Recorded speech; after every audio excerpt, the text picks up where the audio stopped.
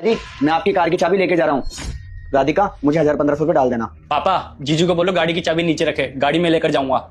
राहुल तुम्हें कहाँ पे जाना है चाबी लेके? कॉलेज। और कहाँ? ठीक है फिर मैं तुम्हें रास्ते में कॉलेज छोड़ दूंगा और उसके बाद फिर तुम्हें पिक कर लूंगा। अरे ओ नवाब जादे, कहाँ जा रहा है?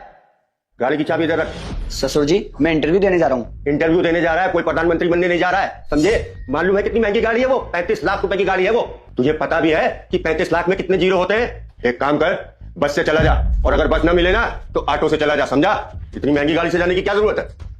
राधिका देखो ना तुम्हारे पापा मुझसे कैसे बात कर रहे हैं। हाँ तो सही तो कह रहे हैं मेरे पापा, इसमें क्या गलत कहा है? वैसे भी इंटरव्यू देने तो जा रहे हो, कौन सा जॉब पे जा रहे हो? ऑटो या कैब से चले जाओ, 20-30 रुपए लगेंगे, क्या दिक्कत जाएगी? वैसे भी इतनी महंगी गाड़ी लेके जाने की क्या जरूरत है?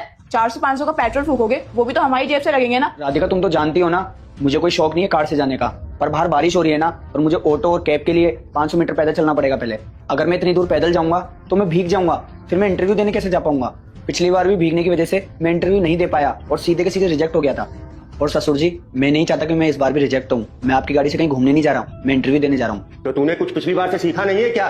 है? अगर तू पिछली बार भीग गया था तो तेरे को सबक नहीं मिला था? तू 100 रुपए का रेनकोट नहीं खरीद सकता था क्या? और देखो अगले को अगर जाना है तो ऑटो से नहीं जाएगा, गाड़ी लेके जाएगा 35 लाख रुपए की, नवाबजादी जो दिखानी है इसको। हाँ पापा, जीजू का ना कुछ ज्यादा शो ऑफ करने का शौक है। हाँ बेटा मुझे सब पता है। अरे पापा जी मुझे कोई शौक करने की आदत नहीं है। अगर मैं कार से जाऊंगा तो सिर्फ मेरे 100-200 रुपए लगेंगे। अगर मैं कैब से जाऊंगा तो आने जाने के ही मेरे 400 रुपए लग जाएंगे।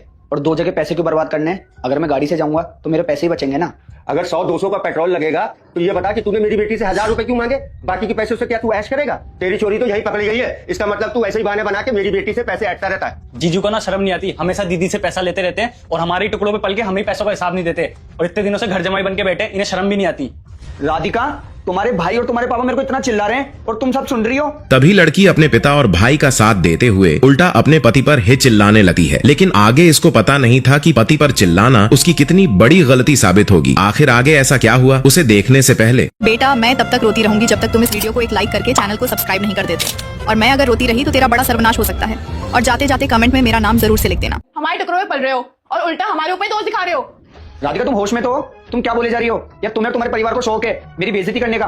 और तुम्हें तो अच्छे से पता है ना मुझे कोई शौक नहीं था इस शहर में आने का। अच्छी खासी दुकान थी मेरी और अच्छा खासा मकान था मेरा, अच्छा खासा पैसा कमा रहा था मैं वहाँ पे। और तुम वहां से सब कुछ छुड़वाकर मुझे शहर में ले आई और तुमने क्या बोला था कि पापापन को सपोर्ट करेंगे। सपोर्ट तो छोड़ो, यहाँ पे तो बेइज्जत पे बेइज्जत करे जा रहे हैं। देख रही हो बेटी, मैंने इसको इतनी बातें सुनाई मगर इसके कान में जू तक नहीं रेंग रही है। कहते हैं अगर घर में कोई कुत्ता पाल लो ना तो वो भी इतने सालों में पीछे पीछे दुमिला के घूमता रहता है। अरे कितना बेशरम आदमी है, अभी भी गाड़ी की चाबी देने को तैयारी नहीं है। ये लो तुम्हारी गाड़ी की चाबी। मुझे कोई शौक नहीं तुम्हारी गाड़ी ले जाने का, ऐसे ही जा रहा हूँ इंटरव्यू देने।